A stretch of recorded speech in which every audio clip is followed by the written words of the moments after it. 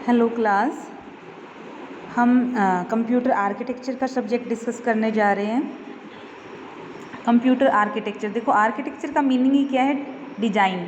तो यहाँ पे हम किसके डिज़ाइन की बात करें? कंप्यूटर का जो इंटरनल डिज़ाइन है, मतलब कंप्यूटर के अंदर जैसे आपके पास मेमोरी है, सीपीयू है, प्रोसेस मेमोरी है, और भी जो भी कंप्यूटर के इंटरनल पार्ट हैं उनका इंटरनल डिज़ाइन, वो कैसे इंटरनल वर्किंग करते हैं। जैसे यहाँ पे हम सपोज करो प्रोसेसर की बात करते हैं।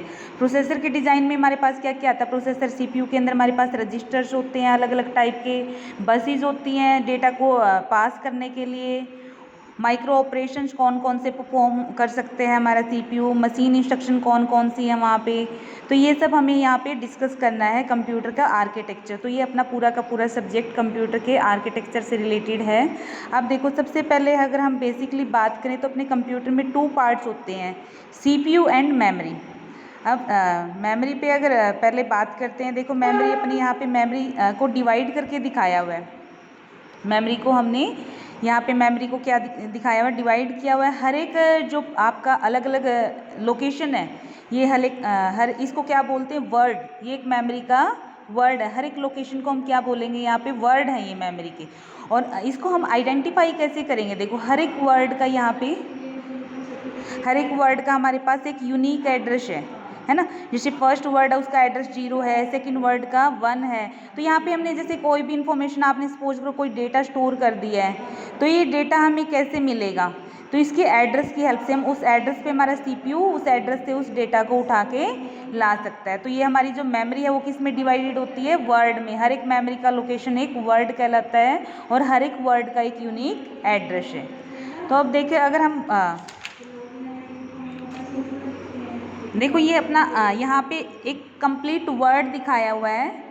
वर्ड यहाँ पे देखो वर्ड की लेंथ क्या है? जो वर्ड 0 to 15, मतलब टोटल कितना हो गया? 16। ये जो वर्ड है अपना, ये वर्ड ऑफ बेसिक कंप्यूटर कितनी लेंथ का हुआ? 16 बिट का ये वर्ड अपना 16 बिट का वर्ड है यहाँ पे।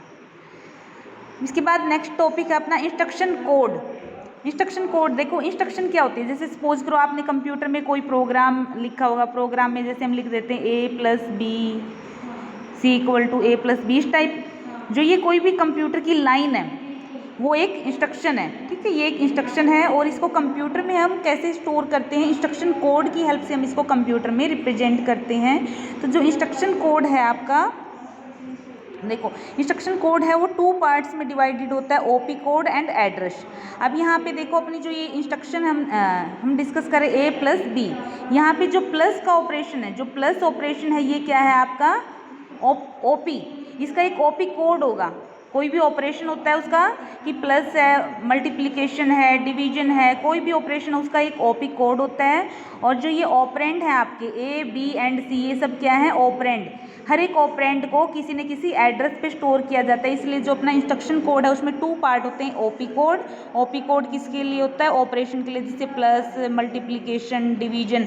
हर एक ऑपरेशन का एक अलग ओपी कोड होता है। ऐसे ही जो एड्रेस हैं, जो ए बी सी ऑपरेंड है, ये किसी ने मेमोरी में किसी न किसी एड्रेस पे स्टोर है। मेमोरी में किसी न किसी, जैसे अपना ए यहाँ पे स्टोर है, बी यहाँ पे स्टोर है, सी यहाँ पे स्टोर है। ऐसे मेमोरी अपनी हर एक वर्ड का कोई ना कोई एड्रेस होता है आपकी मेमोरी में। तो हर एक जो एड्रेस है वो एक अलग लोकेशन को रिप्रेजेंट कर रहा है। तो ये एड्रेस है जो हमारे पास इंस्ट्रक्शन कोड में 2 पार्ट्स हैं, OP code and address. Address किसके होता है? ऑपरेंड का। अब देखो एक बार डेफिनेशन हम करते हैं। Instruction code is a binary code group of bit. किसकी फॉर्म में होता है? ग्रुप ऑफ बिट्स की फॉर्म में। That instruct the computer perform a specific operation. और ये कंप्यूटर को कोई ना कोई ऑपरेशन, जैसे यहाँ पे हमारे पास जो इंस्ट्रक्शन है a+b, ये हम कौन सा ऑपरेशन करने के लिए कह रही है? प्लस का ऑपरेशन यहाँ पे है हमारे पास। Instruction code along with data stored in memory. और ये कहाँ पे स्टोर करते हैं? इंस्ट्रक्शन कोड को मेमोरी में स्टोर करते हैं। और computer read each instruction code and interpret the specified operand.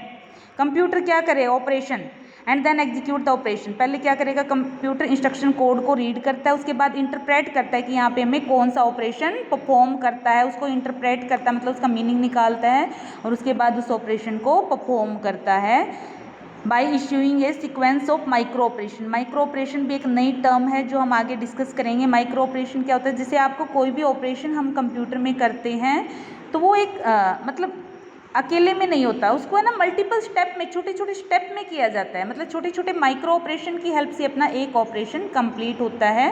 तो यहाँ पे ये अपना इंस्ट्रक्शन कोड था। इंस्ट्रक्शन कोड में क्या होता है, ग्रुप ऑफ बिट्स होता है और इन ग्रुप ऑफ बिट का अलग अलग मीनिंग होता है, हर एक बिट का अलग मीनिंग है। इसको हम आगे डिटेल से नेक्स्ट टॉपिक देखो अपना इंस्ट्रक्शन फॉर्मेट। अब इंस्ट्रक्शन फॉर्मेट में हम इंस्ट्रक्शन कोड को अच्छे से डिफाइन करते हैं। इंस्ट्रक्शन कोड में देखो क्या दिखाया गया अपने पास, एक इंस्ट्रक्शन दी हुई है, यहाँ पे वर्ड, एक वर्ड के अंदर एक इंस्ट्रक्शन को स्टोर किया गया। वर्ड की लेंथ क्या 0 to 15, मतलब टोटल कितनी लेंथ का ये वर्ड अपना 16 लेंथ का है। अब यहाँ पे देखो हमने इसको डिवाइड किया है, जो अपना वर्ड है मेमोरी का, ये क्या पढ़ा था हमने, ग्रुप ऑफ बिट्स है इंस्ट्रक्शन अपनी, ठीक है। अब देखो फर्स्ट जो 12 बिट हैं 0 to 11, फर्स्ट 12 बिट किसको रिप्रेजेंट करिए, एड्रेस पार्ट को। और नेक्स्ट देखो 12 to 14, मतलब कितनी बिट हुई अपनी 3 बिट्स, यहाँ पे अपनी 12 बिट्स 0 to 11 12 बिट्स, तो अपनी एड्रेसेस को मतलब ऑपरेंड को, एड्रेसेस का मतलब क्या है ऑपरेंड, ऑपरेंड को रिप्रेजेंट कर रही है, ऑपरेंड के एड्रेसेस को। और नेक्स्ट आपका ओपी कोड, ओपी कोड मतलब किसी न किसी ऑपरेशन 0 to 12 कितनी बिट होगी अपनी 3 बिट्स, 3 बिट से जैसे हम कितने ऑपरेशन 3 बिट के कम्बिनेशन से कितने operation 2 power 3 equal to 8 operation हम यहाँ पे रिप्रेजेंट कर सकते हैं, like plus, multiplication, division, any operation. तो हम यहाँ पे ओपी कोड अगर 3 बिट का है तो वो टोटल कितने ऑपरेशन को रिप्रेजेंट कर सकता है 8 को। और देखो लास्ट में एक और बिट है अपने पास, यहाँ पे 15th जो बिट है यहाँ पे क्या लिखा हुआ है 1। अब यहाँ पे 1 या 0 हम कुछ भी लिख सकते हैं, ये क्या रिप्रेजेंट करिए आपका एड्रेसिंग मोड। अब एड्रेसिंग मोड को हम नेक्स्ट टॉपिक में अच्छे से डिफाइन करेंगे। एड्रेसिंग मोड यहाँ पे 1, अगर यहाँ पे 0 होता तो इनडायरेक्ट है अपना, और अगर 1 है तो ये अपना डायरेक्ट एड्रेसिंग मोड को रिप्रेजेंट करता है। इसको हम आगे के टॉपिक में डिटेल से रीड करेंगे इसका मीनिंग। तो अपने पास जो इंस्ट्रक्शन का फॉर्मेट है उसमें कितने पार्ट हुए, address part, OP code and last one is instruction addressing mode. तो ये अपने 3 पार्ट हैं इंस्ट्रक्शन के फॉर्मेट में। और इंस्ट्रक्शन क्या होता है अपना, इंस्ट्रक्शन कोड क्या होता है, ग्रुप ऑफ बिट्स होता है, जिसमें यहाँ पे देखो ग्रुप ऑफ बिट है अपना 0 to 15 और हर एक बिट है जो बिट के कम्बिनेशन से हम अलग अलग इन्फॉर्मेशन रिप्रेजेंट कर रहे हैं। फर्स्ट की 12 बिट अपनी ऑपरेंड्स को, ऑपरेंड के एड्रेसेस को रिप्रेजेंट कर रही है। नेक्स्ट की जो 3 बिट है वो आपका ओपी कोड रिप्रेजेंट करती है और लास्ट की जो 1 बिट है वो आपकी एड्रेसिंग मोड को बताती है। कौन सा एड्रेसिंग मोड क्या होता है, एड्रेसिंग मोड हमें बताता है कि हमें मेमोरी से डेटा कैसे लेके आना है, मतलब अपना डेटा कहाँ पे मिलेगा, कैसे मिलेगा। तो एड्रेसिंग मोड की हेल्प से हमें ये पता चलता है। अब देखो नेक्स्ट टॉपिक अपना क्या है, stored program organisation. Stored program organisation का मतलब क्या है कि जो कंप्यूटर में प्रोग्राम स्टोर किया आपने, जैसे आपने कोई प्रोग्राम बना लिया सी लैंग्वेज में, सी प्लस में, जावा में, कोई भी प्रोग्राम, तो स्टोर्ड उसको आपने मेमोरी में क्या किया, स्टोर। तो उसको कैसे मेमोरी के अंदर ऑर्गेनाइज किया गया है। अब देखो इसके अंदर 2 पार्ट्स आपके पास, program area and data area. अब देखो मेमोरी में अपना प्रोग्राम है, यहाँ पे ये मेमोरी है, उसमें देखो पहले प्रोग्राम एरिया, फिर क्या है डेटा एरिया और लास्ट में है एक्यूमुलेटर।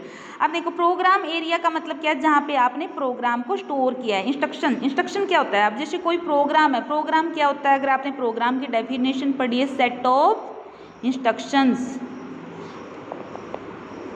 जो प्रोग्राम होता है सेट ऑफ इंस्ट्रक्शन होता है, हर एक लाइन जो प्रोग्राम की क्या होती है, एक इंस्ट्रक्शन होती है।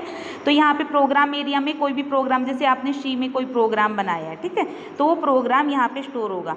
उसके बाद देखो आप प्रोग्राम को रन करते हो तो प्रोग्राम से रिलेवेंट कुछ आप इनपुट पास करते हो, फिर आपके सामने कोई आउटपुट डिस्प्ले होती है, तो वो क्या होता है, डेटा।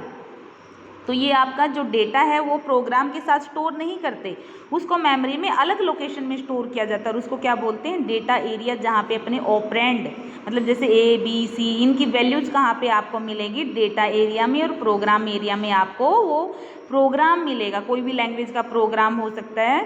और नीचे लास्ट में एक्यूमुलेटर दिखाया हुआ है, एक्यूमुलेटर AC भी बोल देते हैं इसको। एक्यूमुलेटर एक स्पेशल टाइप का रजिस्टर है, एक्यूमुलेटर आपका एक स्पेशल टाइप का रजिस्टर है जिसके अंदर आप कोई भी इंफॉर्मेशन स्टोर कर सकते हो। एक टेम्परेरी रजिस्टर है कि आपको मतलब एकदम से यूज के लिए रजिस्टर चाहिए, मतलब आपको कुछ डेटा पुट करना है तो आप एक्यूमुलेटर की हेल्प ले सकते हो। ये एक जनरल पर्पज रजिस्टर है जिसकी हेल्प से आप कोई भी ऑपरेशन परफॉर्म कर सकते हो।